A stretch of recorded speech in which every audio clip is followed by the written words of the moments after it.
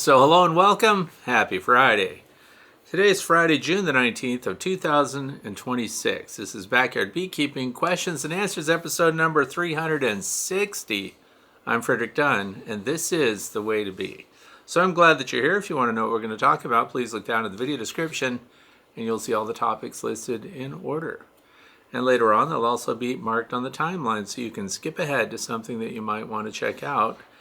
And if you'd like to submit a question or a topic of your own, you can write it right in the comments section, or you can go to my website, thewaytobee.org, click on the page marked contact, fill out the information, and there you go.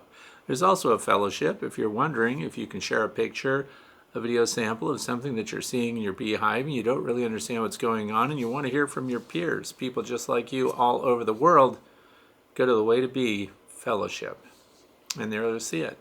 The other thing is you can listen to this as a podcast. YouTube hosts the podcast as well, but you can go to Podbean or iHeartRadio. You can just Google The Way to Bee podcast and you'll find it. So that way you don't wreck your stuff and you can commute or scroll around and do things and not have to look at your screen.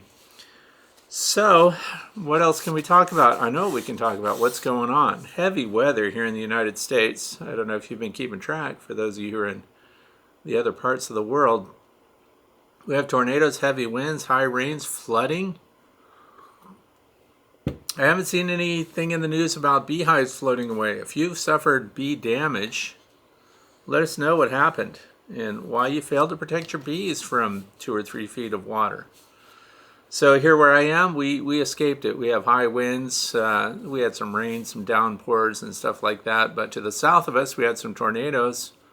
People lost some buildings, so it's rough around here. But right now, this minute, in the northeastern part of the United States, the northwestern part of the state of Pennsylvania, 67 degrees Fahrenheit, which is 19 Celsius, 25 mile per hour wind gusts. Even today, that's 40 kilometers per hour. So it's gusty, it's unpleasant. This is not a great day to go out and do macro photography and video work because everything is moving. It's very annoying. I don't know how many of you try that stuff out or if you've even tried. By the way, your cell phone probably has a macro setting on it. Usually it's just a little picture of a flower head or something like that. You can get amazingly close with your cell phone. Try it out. Look it up. See what the capabilities are. But anyway, the nominal wind is 4.7 miles per hour, which is 7.5 kilometers per hour. 70% relative humidity, and the bees are bearding and lined up on the landing boards near the entrance, and they're fanning things down because there's a nectar flow on. What's a nectar flow? Well, that's when flowers produce nectar, and your bees go to get it, and they bring it in, and it starts to load up. Some people call it the honey flow. I don't think the honey's flowing. I think the nectar's flowing, which results in the honey flowing once they get it inside the hive. But they start processing it the minute the bees get on the flower, and they access those nectaries and they get nectar in their honey crop, and when it's in there, there's enzyme activity happening already. So while they're in the field, things are going on. The processing has begun, and when the bees fly back to the hive with the nectar that they've gathered, which is really sucrose, they pass it on to another bee inside the hive, and that's called trophallaxis. The receiving bee is the one with the tongue out, if you're wondering what's going on, and sometimes this even happens right on the landing board. They're giving taste samples. They're like the people at the mall that flip little bits and pieces of candies and stuff at you, trying to get you to sample it so they can sell you a whole bag. When the bee goes inside the hive and goes to the waggle dance floor, it's usually the same area over and over, by the way. They waggle away, advertising that they found something great. And the bees that are in attendance there that want to know what it is, they stick their tongues out. They want to sample, they want to taste, and they want to smell it too, which is why they can locate it once they get out to the area that has been indicated by the waggle dance. I know you wanted to know that.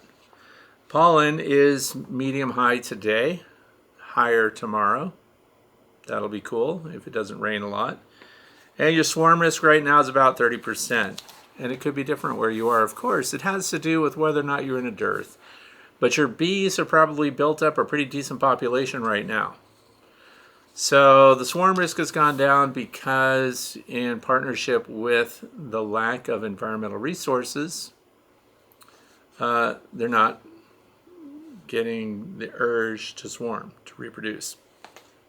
And sometimes we look at that and we go, wow, the bees, given the conditions outside, they're going to swarm right now. Well, remember, swarm preparations start long before now, because once they decide that they're going to replace their queen and push the existing queen out, this happens weeks ago. So we need to pay attention to that, because it doesn't just happen because we have current weather conditions and all of a sudden there's a lot of nectar out there, and you can walk through your bee yard and smell the honey in the air.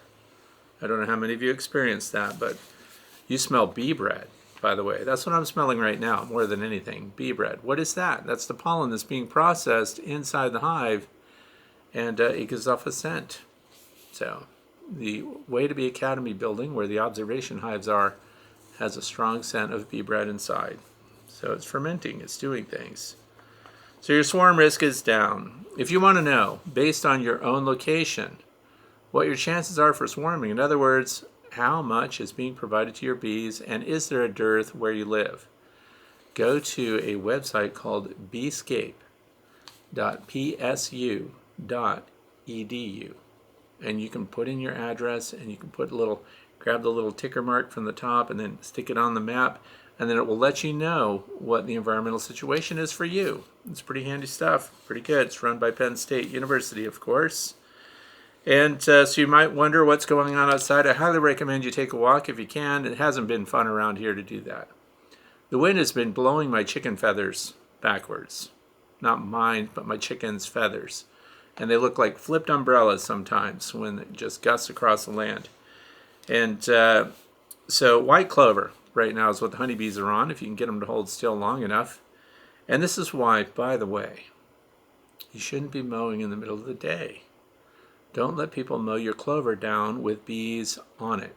So you either want to start that early in the day, or you want to do that near sunset when fewer bees, and of course it's drier at the end of the day. It probably makes more sense to do that. But don't mow your bees. So anyway, clover honey is fantastic, and I highly recommend you practice something called micro harvesting. So what that is you look at your beehives, and you've got honey supers on. Most of you do now, as we do. And when you look at it and you see, you've got, 3 out of 10 frames are capped. And by capped, I mean the honey cells are full, the honey is finished, it's ripened, it's been through its invert. So they have invertase that they use to break it down and take sucrose and make it glucose and fructose and all the fancy stuff that becomes honey. But when it comes from clover, the particulates in the clover are so few that it takes a long time for that honey to crystallize. So this is really good stuff, and so micro harvesting is fantastic. You pull 2 or 3 frames. You're a backyard beekeeper. You don't have to light up a whole honey room and bring in the crew to run everything. You're the crew. Highly recommend grandchild labor while we're at it. So the white clover is just doing great everywhere. The clover that I seeded hasn't bloomed yet, of course, but it is growing everywhere. Thank goodness. It's finally coming up. So also basswood, just as I mentioned last week, linden trees, they were just starting then. More blooms today, and with the warm weather and the sun, but the wind works against us. It's hard to see them and listen to things when the wind is just blowing through the trees everywhere, but they're out there. Blackberries, raspberries, continuous. They're out there, all stages of development. So we're going to have berries pretty darn soon. And of course, I know you wanted to know, what's the deer situation? Well, the white-tailed deer, one in particular, my least favorite, is walking around on his hind legs so that he can reach the mulberries before they're even ripe. How do you like that? That's annoying to me. And the milkweed, by the way, is everywhere, and the flowers are all over it, but they're not open yet. But when they do open, what's going to happen? Nectar out the wazoo. The honeybees are going to go for the milkweed nectar. It is fantastic. It's for more than, milkweed supports a lot of different insects and pollinators. And we all know the monarch. The monarch loves milkweeds. Milkweed does not love monarchs, though. It's trying to kill them, actually, if you really want to know. But the monarchs need the nectar, and of course, it's the only thing that they parasitize. That's right, I said it. Monarch butterflies lay an egg on a milkweed plant. They spread them out. Why do they spread the monarch eggs out on those leaves? Because if they put a bunch of them together on the same leaf, guess what happens when those little caterpillars come out? They eat each other. That's right. they're dangerous to each other. So they're not just munching away on the milkweed, which we like because it produces milkweed honey, which is really good. But they go after each other. They're not pleasant. They're unfriendly. Anyway, staghorn sumac, that's coming in, just starting, by the way. So this is just a great time to take a hike and find out what's going on. I highly recommend crawling around on the ground, particularly when other people are around. Just disappear into the ground cover. Sit still. See what's going on. Sometimes when you show up to a cluster of flowers, the bees fly away momentarily. But if you sit tight, stay put, hang out, they'll come back. And you get to see what's going on. And you can practice that macro setting on your phone and then post it on social media and show everyone the very first picture of a honeybee on a clover ever photographed. It could happen. It could be you. So anyway, we're going to start right in with the people that have submitted questions. We're going to kick off with Ross Wagner. It says, and this is a reference to, of course, episode number 359, which was last Friday. If bees are floral constant, then why do bees and why does bee lining work? I wish I had something to show you that would help me explain what bee lining even is. That was not planned. Just happen to have it sitting here. This box is for bee lining. So what bee lining is something that Dr. Thomas Seeley talked about. I don't know if he originated it, but it's certainly part of the honeybee democracy and the biology of the honeybee and all the great books. If there's a book by Dr. Thomas Seeley, I highly recommend that you go out and get it right now. But what happened is you go out into a field and you want to find bees. So you go out at what time? I don't know, around noon. This works really well later in the year. And when the bees are up on flowers, then you catch a bee. See, that's fake honeycomb. Anyway, you catch a bee in here. So you close that up. See what happens? Then we want that bee, when they're inside this box, we want them to go to the back of the box. Bees follow light. So if we pull this off of the back of the box, look what's there, a window.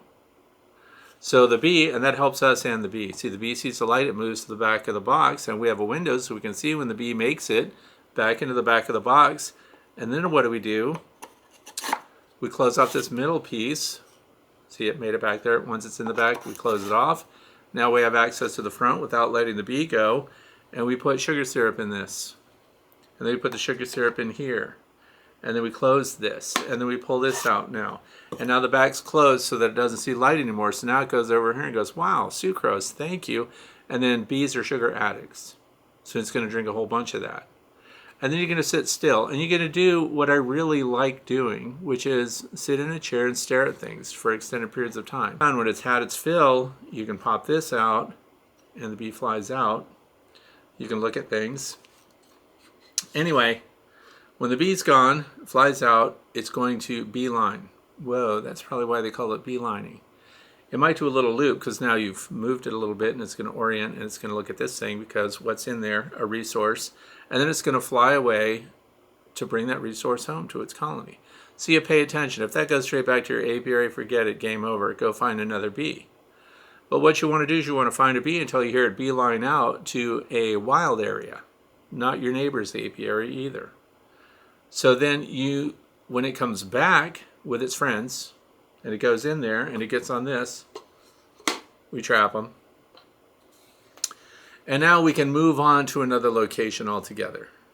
And then closer, where they came from. So we follow that line, and then we set it down there again, and after they've had their fill, we open it back up, and they fly out again, do a little loop-de-loop, and then they fly further, and then we follow that line again. After they come back, go in it, fill up with nectar. So it's called beelining. It's a lot of fun, and 9 times out of 10, which is why this sits on a shelf in here instead of being out active and one of the fun things to do, you end up going to a neighbor's bee yard or somebody's out yard. It's very rare. I can tell you, I've never found a feral colony of bees in a tree using this method. But depending on where you live, you may not have a bunch of beekeepers around you and you can do beelining. Where can you get a box like this? Where do you think? Better Bee. So that's it. If you have one and it works out for you, and you've done it before, I just ended up finding a neighbor's apiary and then you feel like a creeper. So don't go. But anyway, so part of this question is, if bees are floral constant, then why does bee lining work? Well, so we're taking advantage of the fact that they're sucrose addicts. Honeybees go after sucrose wherever they find it. However, if they're on a dandelion, they're only going to land on dandelions, but you can derail the bee from a dandelion and put it in that box, and now we shift it to sugar syrup. That is not changing course for the bee away from a specific plant that they were working on before and onto another plant. So that's why floral constancy works. They will go after, like you could offer them honey, for example, finished honey, and they're going to go nuts over it because, again, they're addicts. And if we offer them, if we have them on a dandelion and we offer them clover right next to it, will they jump from the dandelion to the clover? No. But if we dipped it in sugar syrup, would they do it? Yeah. Because we changed it. We altered it. So it does not change the floral constant nature of the honeybee, but all bees, no matter what they're currently after as far as their nectar and pollen source in the environment, they can be derailed by pure sucrose. Well, a high percentage, 2 to 1 or something. If I were doing that, I would give them a light sugar syrup. That makes a point. If you do really light sugar syrup to where they have to fly a long distance with it, they won't come back. So what they're doing is they're going to go after the highest sugar concentration they can find when you're offering it outside of a plant. So, and we've done all these tests before. I have. Backyard beekeeping. So I put different percentages of sugar to water all the way up to 2 to 1, which is basically almost the consistency of honey itself. And when you do that, where do they go? They go for the highest sugar concentration. And that's the same with plants. And not only that, plants during the day have different concentrations of sucrose to water. So it might be as low as 10% early in the morning, which is one of the reasons why a lot of bees don't even forage for nectar early in the morning, because there might be heavy dew where you are, which dilutes it and makes it less of a benefit for that trip. They want to economize their energy. That's why 10 a.m. to 11 a.m. and then they're peaking out around 2 p.m. for foraging. And that's when, it should be drier unless we have a rain system coming through. And then the concentrations of the sugar syrup, the nectar, has more concentration of sugar than earlier in the day. I hope that helps. But anyway, I suppose this doesn't occur naturally, though. It sure doesn't, because they're not just going to find a bee lining box out there somewhere made by other bees or ants or whatever wants to lure the bees in. Jumping spiders, if they could do it, they would set out little nectar jars and then sit by it, wait for the honeybee to come to it, and then they would just jump them and end their day, and it wouldn't be good. So the next question comes from Mr. Dogmeat 1. That's an interesting YouTube name. How come there's no queen excluder between the medium honey super and the flow hive super? Second question. Did you ever try Demery split using the Flow Super as one of the honey collection boxes? Just curious if anyone has ever tried. So this is in response to a video about setting up your winter configurations for beehives. And so the thing is, early on, I've only been keeping bees since 2006, so it hasn't been that early on. But I was testing out different queen excluders, and at the time I just had a bunch of plastic ones, whichever ones came from Mann Lake or whoever was shipping them out. And so what I did is I set up a feeder, and you can look at this. You can go to my YouTube channel, which is Frederick Dunn, and just do a search for queen excluders, and you'll see it. The bees would come to the source and fly away with it. And then overnight, I went out there, filled it up again, and I put a queen excluder over the top of it so that I can make a direct observation to see, can they get through it very well? Because it's a known source. Not only that, remember, they're sugar addicts, so they're going nuts for it. And could some bees have a problem getting through the queen excluder? And some bees gave up. They couldn't get into it at all. Some of them got stuck halfway in. Their thorax is really the blocking point. But so what it did was showed me the struggle that they had going through a queen excluder.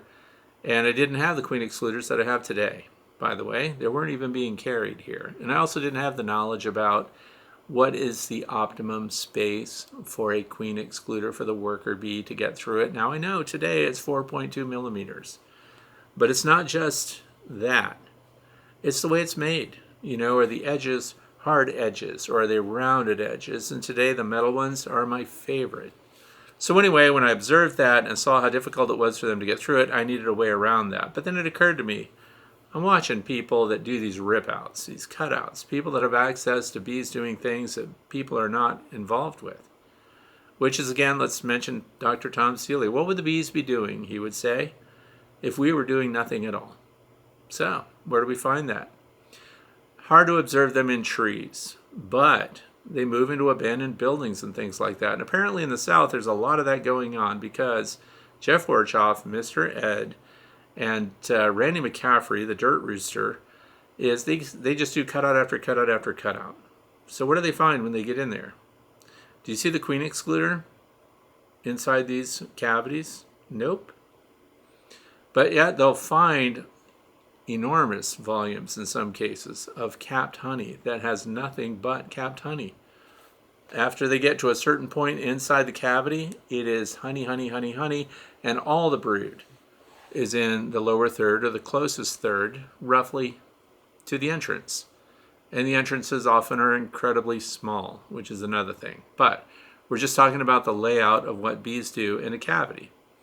So that's what had me thinking, validated by what they were seeing down there, is that if I just have a single entrance, because remember, when I first started out, everyone I knew was putting a top vent and an upper entrance, and I said it myself. I just parroted the exact same stuff I was hearing. So when there's an entrance, and the bees come through it, that's for the brood area. That's the nursery. So why not just have an upper entrance, and the foragers can bypass the brood area and go straight into the nectar area and store the honey. But when you do that, we added ventilation up there. And so you run the risk of having brood up there, which means you had to add what? A queen excluder below your honey super. So then later I decided, doing this on my own, that if I stopped having that vent and I stopped having an upper entrance and I confined them to a single entrance on the landing board, then what do? They have a predictable progression. And where did I see this play out? In the observation hive. I had an entire building put in just for the observation hive at that time. One hive, one building. So I could control the light and do everything else. So what happened is a predictable arrangement. They had the brood area, they had mixed brood with resources, and then it progressed into eventually nothing but honey and then capped honey. Which made perfect sense, because if they're going to get robbed, most robbers are not coming in to get the larvae. They're coming to get the honey. That's the appeal. And if by robbers I mean the worst robbers out there are other honeybee colonies. So they push that in well into their hive. So it makes sense then. And then I started calling that the honey bridge. So what I did is I set up a deep brood box, and that was for brood. Normally you would put your queen excluder on top of that one or the next box up. But I left it off. So then once they filled out their brood box, I put on a medium super. When I put the medium super on, when it was 7 out of 10 frames of capped honey or almost capped honey, then I added another box above that. And I noticed that the queen was very unlikely to cross over frames of honey to lay her eggs. She'd rather swarm than do that. So that became known as the honey bridge. That's what I called it. Still call it that today. And so once you establish a honey bridge, a box that's mostly or all capped honey, then everything beyond that, up above that, your bees are going to put nothing but honey up there. So we did all of that without a queen excluder, which some people were also calling the honey excluder. Don the Fat Bee Man, I don't know if you've heard of him. He's been around a long time on YouTube. In fact, give him a shout out today, Don the Fat Bee Man. Check out his stuff. He was also noticing the problems with queen excluders at the same time I was doing my backyard tests. So I just left him out after that. And here we are, all these years later. What am I doing? I'm right back with queen excluders, but that's because you run into other people that know things and practice things and try stuff in your area. So I run into Steve Rapaski, who has a book called Swarm Essentials, and he talks about single brood box management and everything else, and he's in my state. And so I just decided to try that. I didn't do all of my beehives I didn't change them all at the same time, the same year. In fact, last winter, we put a whole bunch of single deeps through winter, and we stopped it near the end of the year, and by that I mean third week of September.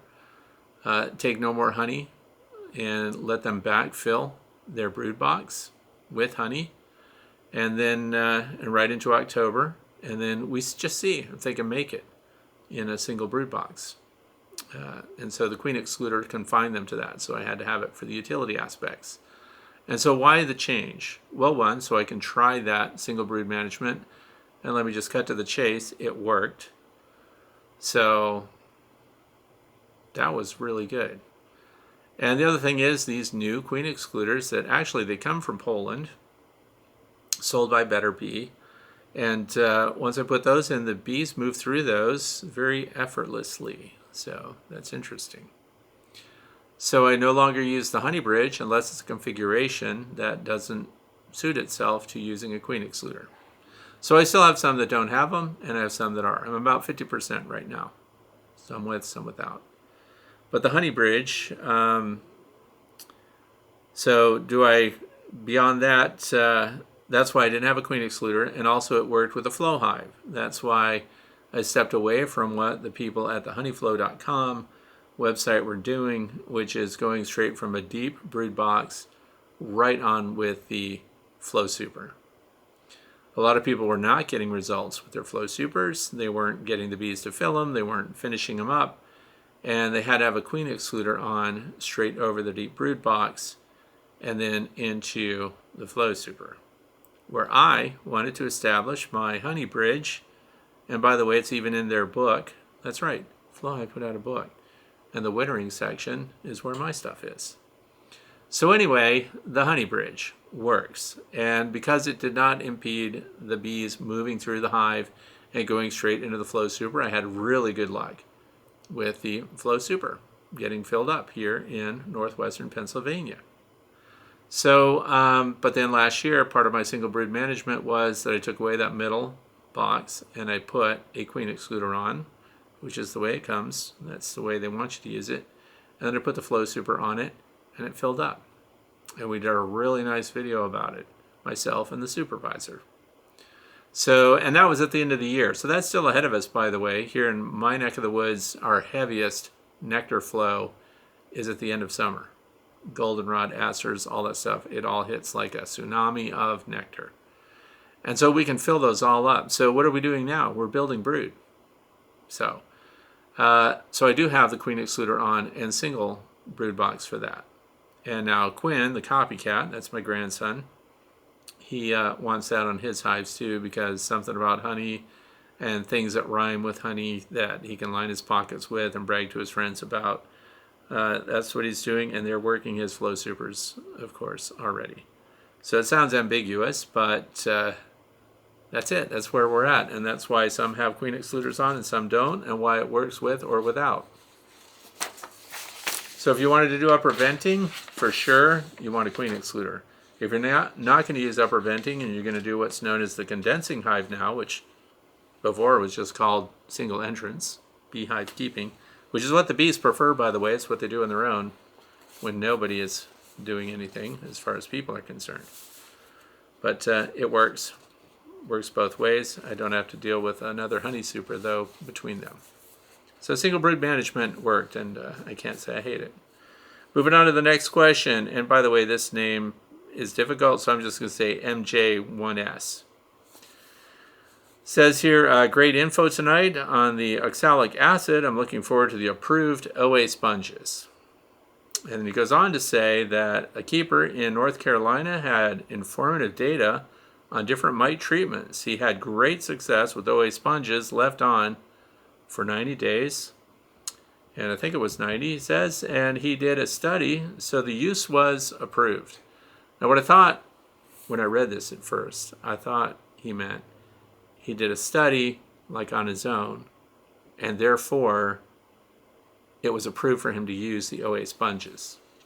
But no, it was because he was participating in a study like the ones that you do at the University of Georgia Department of Entomology, that they work on down there. Anyway, when you're part of a study, you get to use things like oxalic acid, extended release sponges, and things like that, because they're collecting data, they're evaluating everything. Ultimately, it's going to have to get peer reviewed, and it's going to do all these, it's going to pass all the wickets, and of course get approved for us. That's why I have my eye on Easy-Ox, Mike's Bees. He's got it in the works. It was going to be approved last spring, but something happened. Still going to come out. That's what I'm getting. Anyway, it says here, totally unrelated question. I caught a swarm 2 days ago. Nice size too. And I gave it to someone and he picked it up early evening. Foragers were still out. I put my trap back in place for them. How can they integrate, or will the bees do that themselves? So this comes into play a lot when people are collecting swarms. This has been the year of swarms for a lot of people. They're sitting flush right now. Most of the people in my area have more bees than they know what to do with. So I'm sure other areas, maybe it's hard. Has this been a great year for you? I don't know. Maybe write in the comments section. Are you sitting better than you were last year at this time through swarms alone? But anyway, what happens when a beekeeper shows up to collect a swarm middle of the afternoon? They registered, let's say, on a website like beeswarmed.org, beeswarmed.org, which everybody should register on. I got notifications from that site through my phone several times this year, and I turned them all down because I don't need them. So I just let other people go get them. But anyway, what happens when the foragers come back? There can be a lot of them, by the way. And they're not just foragers. Although they do forage when they're in a bivouac location. That's when you find the swarm on a tree or something. So they're going out and getting some resources, because we see this exchange. When they come back to the cluster on the tree, you'll see that trophallaxis. You'll see the tongues coming out. What really annoys me, and I was looking at that this morning, if there's a swarm cluster somewhere and a whole bunch of drones just show up and they beg resources off of the nurse bees that just happen to be with the swarm. They're putting a tax on the resources they brought with them. They're bivouac. They're not resident bees.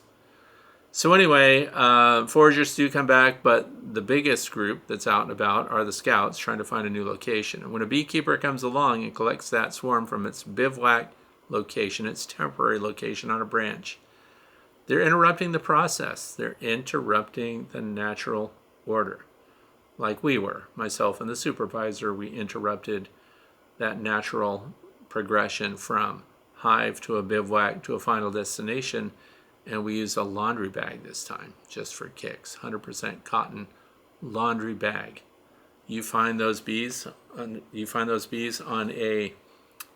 twig or a branch, and it's small enough that you can get a big laundry bag around it, and you just clip the branch, and it's inside, and you walk away. 5 minutes tops. In this case, it was 4 minutes and 20 seconds, which included all the clipping. So, did we get a video of it? We sure did. Super easy. But anyway, they find their way to other colonies, and if they can't find a place to be, they go home. For example, when you find a cluster on a tree branch, and you, out of a miracle, just happen to look at the right side of that cluster at the moment the queen surfaces, and she kind of crowd surfs over the bees, and if you're quick about it, you can get a hold of that queen, and you can grab her with your queen clip, and you can put her in one of these queen cages like this one, or the Easy Beezy one, or whatever you want to do. And then once you get her and take her away, they go from being settled and clustered on their branch to starting to look around, and then they get all upset and they kind of get frenzied. And if they can't find the queen, they all start taking to the air, and they zig around in all these directions in the vicinity of where the queen had last been, and they're trying to fly through her pheromone stream. And if they can't find her, where do they go? They go right back to the hive they left from. And it's just like turning a garden hose on that hive, because all those bees flood back in. Because who knows what they really think. But the queen's gone. So what did she do? Changed her mind, went back home. That's what they're thinking. That's why they all change their minds and they go back home, because they can't find the queen. Without the queen, they have no future. So they end up somewhere. There's nothing to worry about. They don't get lost. Don't be mad at the beekeeper because after he or she left, there were bees that showed up and were missing the movement. In the Navy, you would call that missing ship's movement. You don't want to do that. Got to watch out. Sometimes your ship would pull into a foreign port, and we didn't have cell phones and stuff. So what they did, they had these guys, we call them skivvy wavers. And they were semaphore people. You've seen them, doing the flags and stuff. And they signaled with flags, and they would run up a pendant. You know what it was called? The recall pendant. And you were supposed to look back at your ship from wherever you were, and if you see the recall pendant up, it was time to go back to the ship. So that's what happens when bees raise the nasonov. They get their abdomens up in the air, they fan the nasonov. That's the recall. That's the recall pendant, pheromone-wise, for bees on the landing board of the hive that the swarm left from. There's kind of a divide that happens, and then a bunch of them are on the landing board recalling a bunch of the colony members that flew away. Isn't that interesting? See, I'm giving you nautical trivia. The next question comes from Klaus from Midland, Ontario. So this is it. And I don't know what's going on. This is not the only person who's asked me the same thing. But you know what? I'm flattered that people think that I would know the answer, that I'm the person to ask about it. I saw a TED Talk about treating bees with biomagnetism. I don't even know what that is. I couldn't find more on this treatment. Have you heard of it? So yes, I have heard of it. I've had people who must have seen the same TED Talk or seen a YouTube about the same person. Was talk about and magnetic arrays, by the way. That's when you have a bunch of magnets and they're in specific patterns to take advantage of the magnetic flux. So magnetic flux leaves the magnet. It's kind of like if you looked at the Earth and we have magnetic north and south, and then there's magnetic flux that leaves the poles, right, and travels from one pole to the other, and so that's through the Earth and then around it. So there's a magnetic force, right? So if you had a magnet, you see the magnets when you try to put the same poles together, they repel, and so there's this real powerful energy. So there is magnetic energy. You can feel it. So if you pick up magnets, you feel that happening, and it's really fun. And so you can use magnets to find discontinuities in ferromagnetic materials, because wherever there is a break in that steel or that iron or anything that's got ferron in it, whenever there's a little break there, what happens? It creates another pole, leaks magnetic flux, and then iron particles react to that flux leakage. So now we get to see this energy, and we can use it to find out when things are good and bad. So there's AC coils, there's DC coils, direct current, alternating current, surface currents, Rayleigh waves. Don't even get me started. So anyway, on the TED Talk, this because it talks about, they get fancy because they take advantage of medical truths. So let's start with that. When it comes to magnetics, people do respond. You've got iron in your blood, right? So you could have a reaction to magnetism. So anyway, there's a well-known alternative medicine practice. Now keep in mind we're talking about alternative medicine. So this isn't mainstream science in medicine yet, if ever. But it's called biomagnetic pair therapy, which uses magnets to supposedly balance the body's pH and energetic frequencies, and attempts to apply it to what? Agriculture. And because we often hear about insects being affected by magnetic flux, the polarization of the Earth, and as they fly, if there's any ferron in their system at all, then they can get a sense of the pole and know the direction relation to, like if they're flying east to west, then they would be at a normal incident angle from the magnetic flux which follows the surface of the Earth. That sounds pretty good to me. So anyway, they can navigate by it. So there are little bits and pieces, and this is why I always say, question everything. I like it when I get questions. I don't like it when somebody makes a comment about something I've said on their way out the door, and then I can't have the discussion, because if I'm wrong, I want to see if what I think happens holds up in the face of those who think it doesn't happen. So that's why I want the discussion, the back and forth. I want to be able to pick apart their idea and their stance on something, and I want them to do the same. Pick me apart on the same thing with what you know, with what you've observed, and then we both find out if one has a stronger position or an opinion that is grounded in science. That's what I want. That's all I want. But anyway, so you know what I do? I reach out, and you got to be careful sometimes. You can lose credibility. Not me, because, I don't have any anyway. So when I reach out to entomologists, like, hey, how about electromagnetism? How about the impact on the bees and the bee health and well-being? Because there's a lot that actually gets looked at. When someone is studying entomology, or even if they're studying physics, we like to find out how these energy fields, which we know exist, we can prove they exist, we can measure them, so we can quantify it. We have to find out, does this impact living organisms? So they test it. They test this on plants and stuff too. You want to go down a rabbit hole? I don't even know if I should say it. But look at a documentary about grounding, about earthing, about grounding yourself. And then they go into a whole thing about the fact that when did people stop getting grounded? When they started wearing sneakers, when they started wearing tennis shoes. They were saying that people are no longer connected to the earth as far as, being grounded electrically. Because then, of course, we can both sit down and make a case on either side very easily. That's what debate is and why debate is so much fun. Because we can talk about first we have to establish that we're electrical to begin with, that we have electrical impulses, that we have neurology, that if we killed all the electricity in our body, would we still function? You can take your head off. Sorry to be graphic, but you know that your heart will still pump.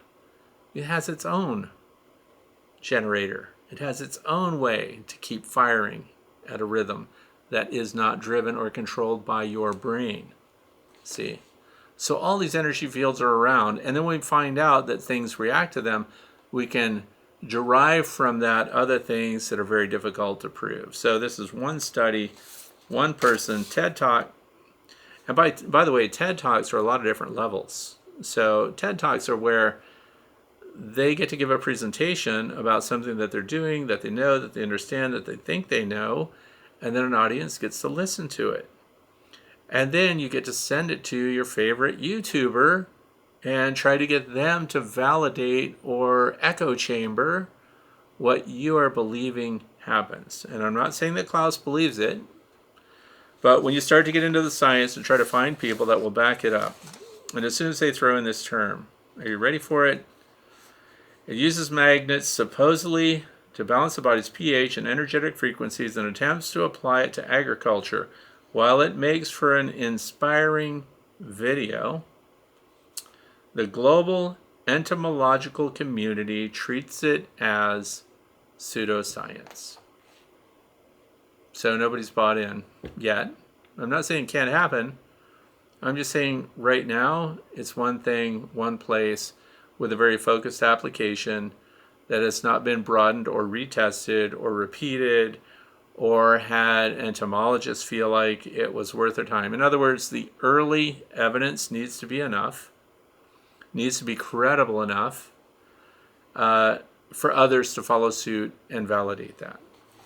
So if they don't feel it, and so the person that I reached out to doesn't feel it at all, I'm not laughing about it, because I know I have a background in magnetics, but not bioelectric stuff like this, biomagnetic pair therapy. That sounds really good. But no, I'm just a non-destructive test guy.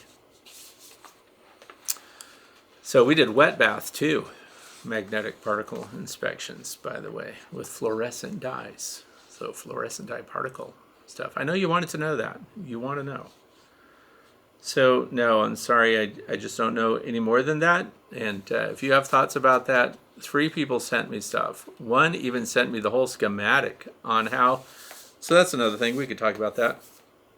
So as soon as I saw the mosaic of magnets that was sent to me, because I know that we have near field magnetism. Magnetic energy only passes so far into a material, and then once outside of the material, the flux only goes so far. So we had flux indicators, flux meters.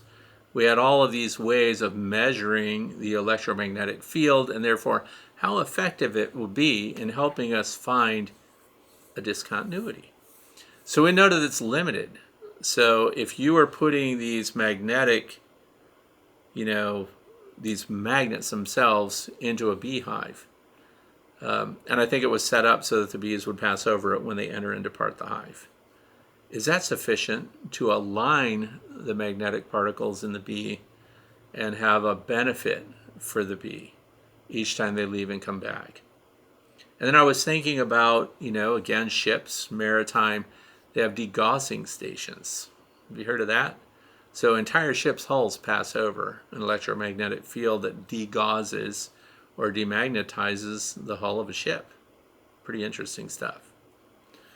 So right now there just isn't enough to justify it. It is something worth looking into, but as I always say, question everything.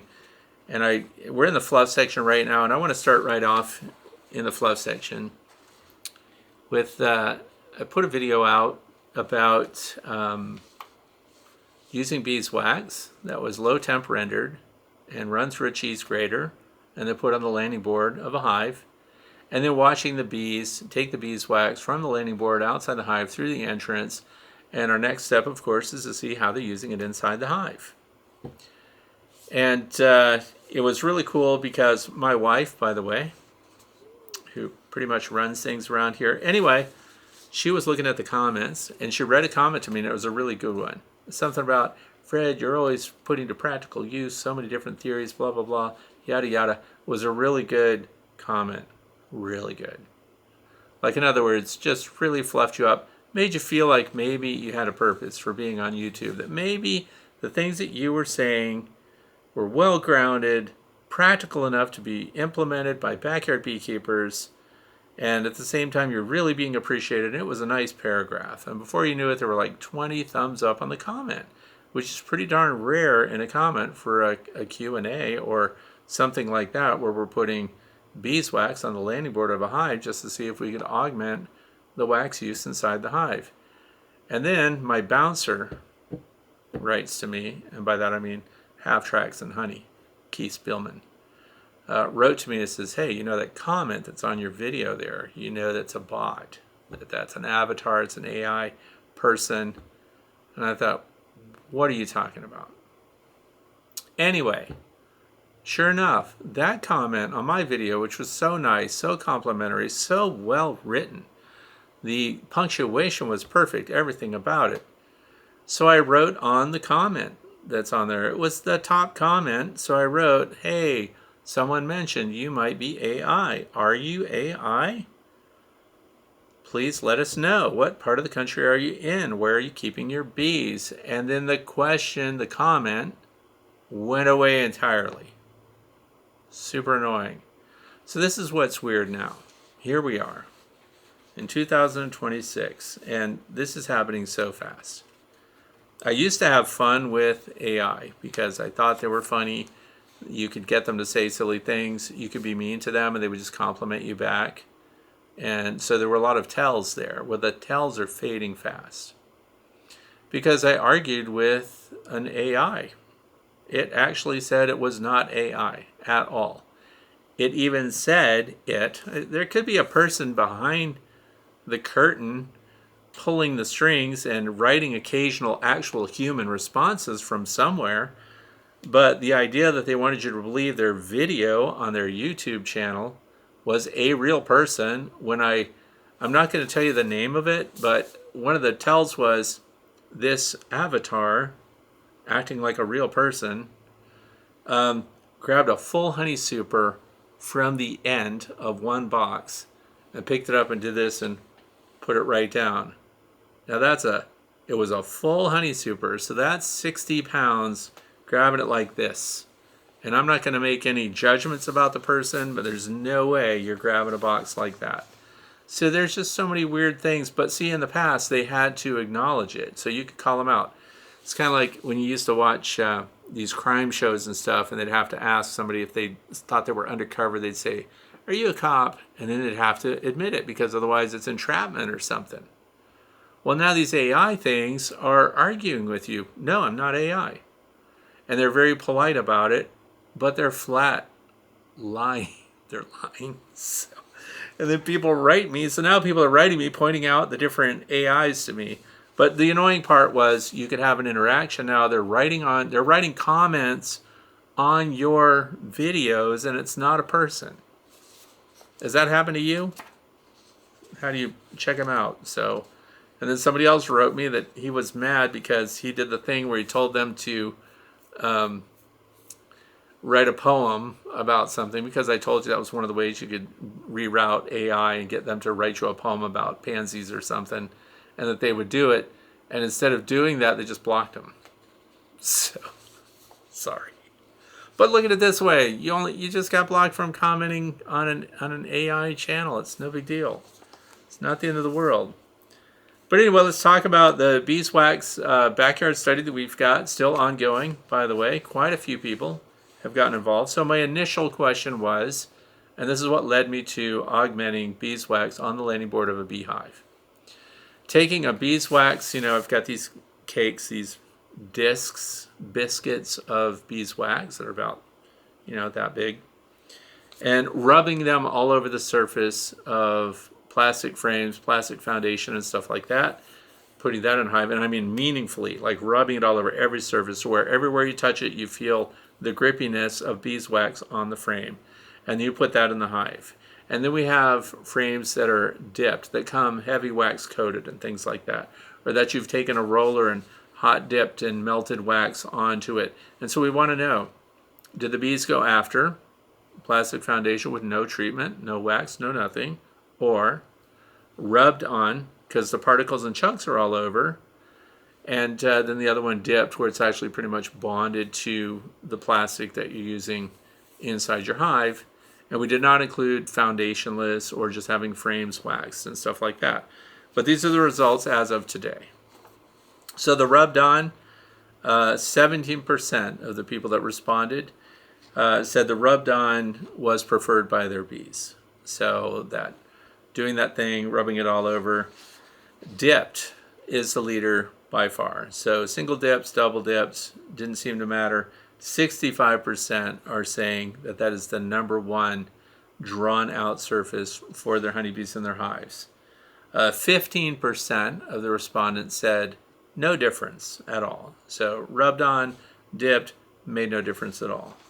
2% had bees that would prefer to draw their wax on plastic surfaces that have no priming of wax at all.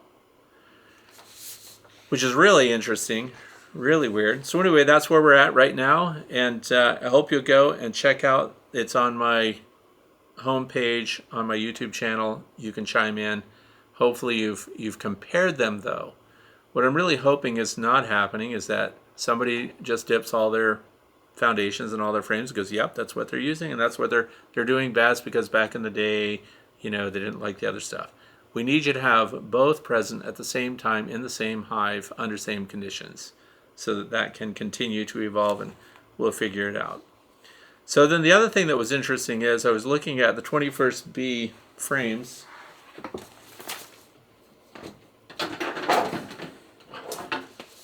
Which I just happen to have right here. This is the 5.4 foundation. Now what I didn't realize about this is, if you look closely, it almost looks like frost on this.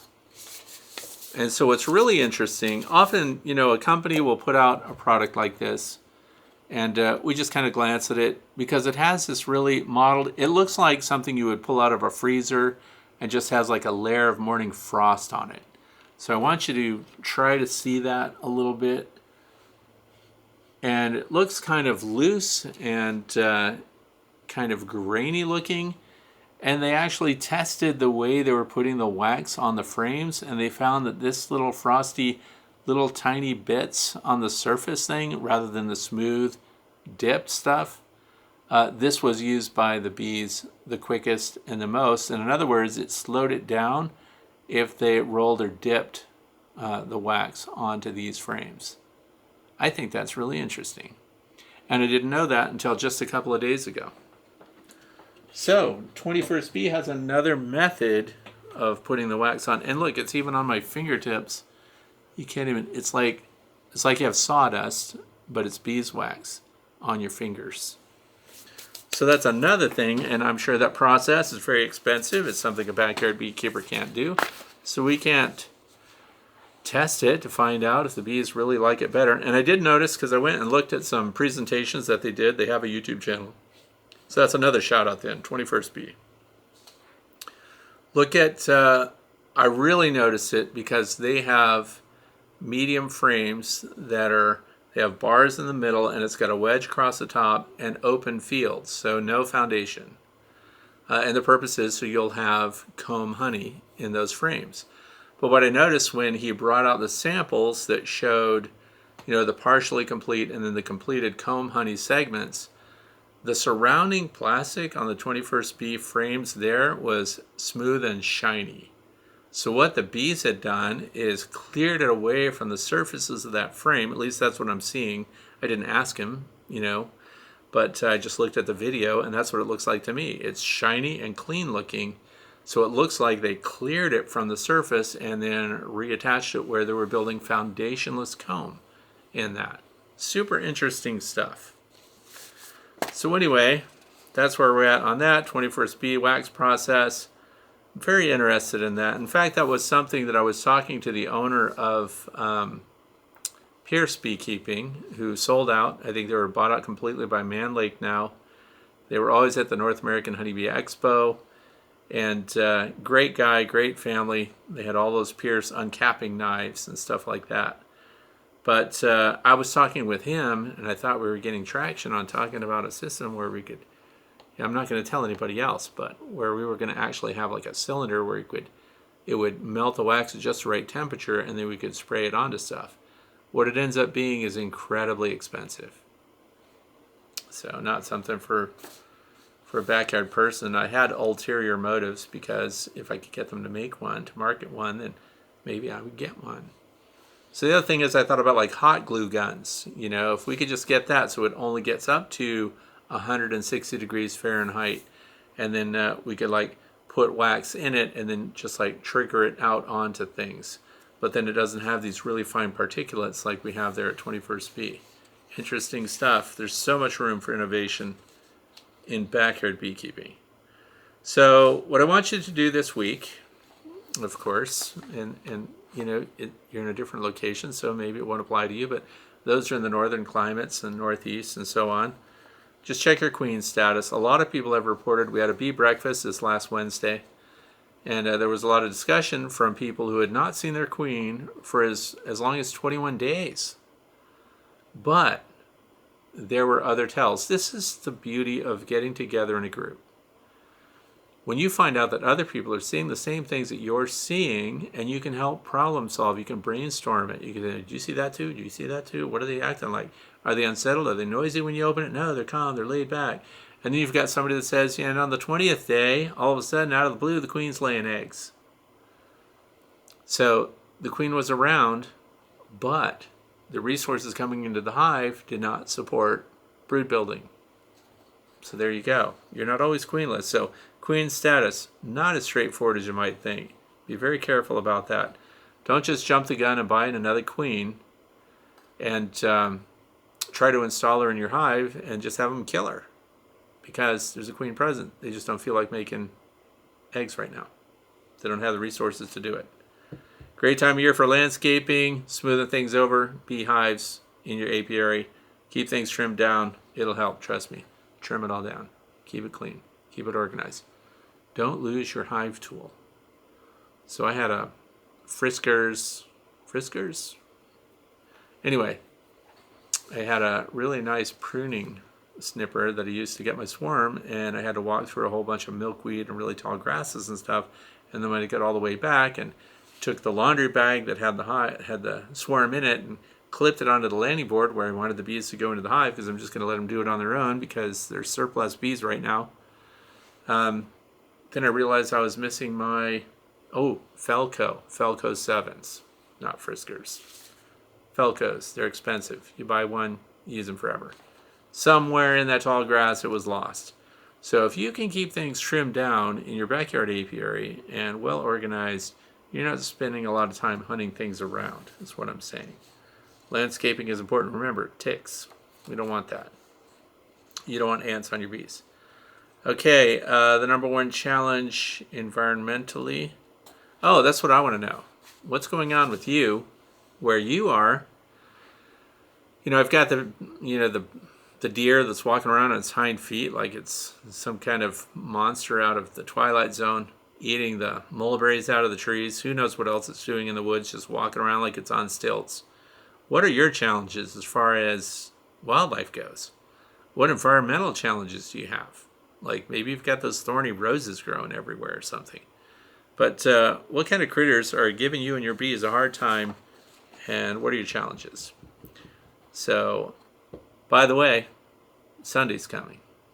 Do you know what's going to happen on Sunday? Father's Day. Do you know what that used to mean?